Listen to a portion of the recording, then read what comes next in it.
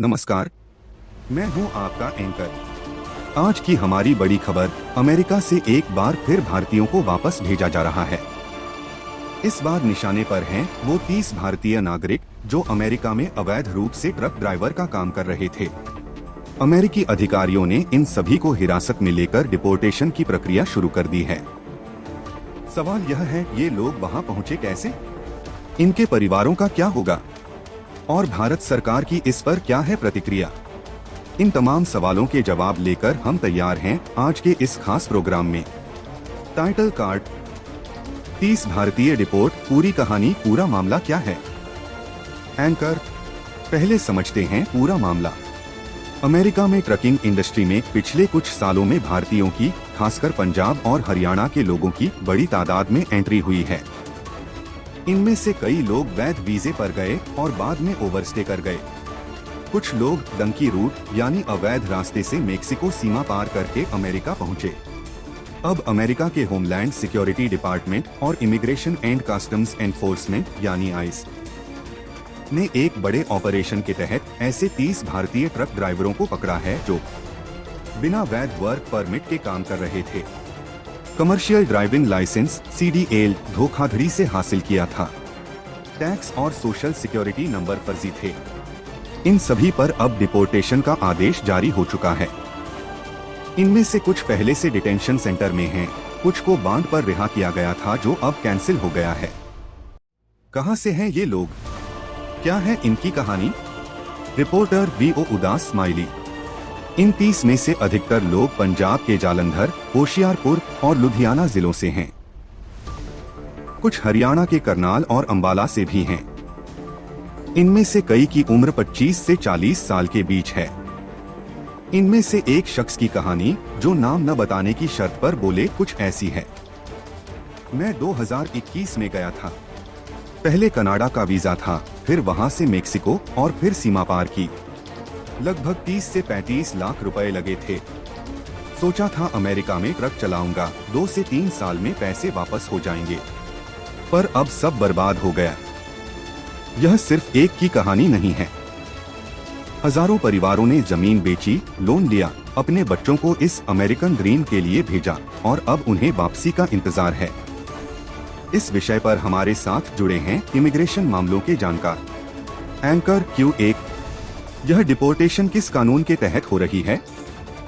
Expert, America का immigration and nationality act section 237 के तहत जो भी व्यक्ति अवैध रूप से काम कर रहा हो, उसे रिमूवेबल एलियन घोषित किया जा सकता है। ट्रंप एडमिनिस्ट्रेशन ने 2025 से इसे और सख्ती से लागू किया है। CDL फर्जीवाड़े के मामले में यह और भी गंभीर हो जाता है, क्योंकि यह डॉक्यूमेंट फ्रॉड की कैटेगरी में आता है। एंकर Q2, इन लोगों के पास कोई कानूनी रास्ता बचा है?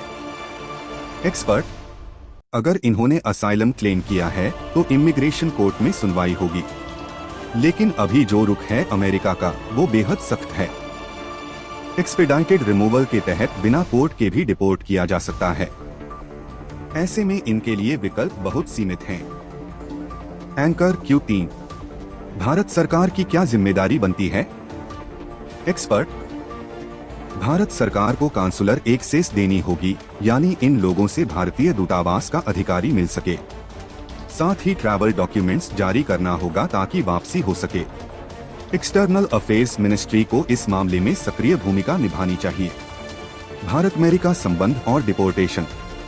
एंकर, अब बात करते हैं राजनीतिक पहलू की। यह पहली बार नहीं है जब अमेरिका ने भारतीयों को डिपोर्ट किया हो। जनवरी 2025 में 104 भारतीयों को मिलिट्री फ्लाइट से वापस भेजा गया था, जिसका भारत में जोरदार विरोध हुआ था। उस समय सरकार ने कहा था कि अवैध प्रवास बर्दाश्त नहीं होगा।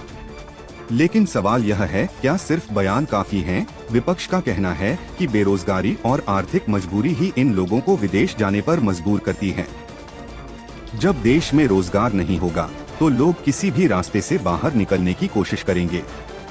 सरकार का पक्ष है कि अवैध तरीकों को प्रोत्साहन नहीं दिया जा सकता और जो एजेंट इन लोगों को ठगते हैं, उनके खिलाफ कड़ी कार्रवाई होनी चाहिए। दोनों बातों में सच्चाई है, लेकिन 30 परिवारों का दर्द इन बयानों से कम नहीं होता। गांवों में क्या है माहौल? रिपोर्टर वीओ उदास स्माइली। पंजाब के उन गांवों में जहां से ये लोग गए थे वहां अब सन्नाटा है। एक मां कहती हैं, बेटा गया था 3 साल हुए, कह रहा था 6 महीने में पैसे भेजूंगा। अब खबर आई कि पकड़ा गया है। न पैसे मिले न बेटा घर आया, लोन का बोझ अलग। एक पिता कहते हैं, एजेंट ने कहा था गारंटी है सब ठीक होगा, 28 लाख लिए, अब फोन नहीं उठाता। यह सिर्फ आंकड़े नहीं हैं, यह टूटे सपनों की दास्तान है। दोस्तों, यह था आज का हमारा विशेष कार्यक्रम। 30 भारतीयों की डिपोर्टेशन की यह खबर सिर्फ एक न्यूज नहीं है, यह एक आईना है जो हमें दिखाता है कि अवैध रास्तों से विदेश जाने का सपना कितना खतरनाक है। 3 बड़े सबक। पहला, किसी भी एजेंट पर आंख मूंदकर भरोसा मत करो। वैध दस्तावेजों के बिना विदेश जाना कानूनी जोखिम है। दूसरा, सरकार को सिर्फ डिपोर्ट हुए लोगों की वापसी ही नहीं बल्कि उनके पुनर्वास की जिम्मेदारी भी लेनी होगी। तीसरा, देश में रोजगार के अवसर बढ़ाना ही इस समस्या का असली समाधान है। हम उन 30 परिवारों के साथ हैं जो आज इस दर्द से गुजर रहे हैं और यह उम्मीद रखते हैं कि सरकार न सिर्फ कूटनीतिक बल्कि इंसानी स्तर पर भी इस मामले को संभाले। आज के लिए बस इतना। नमस्कार।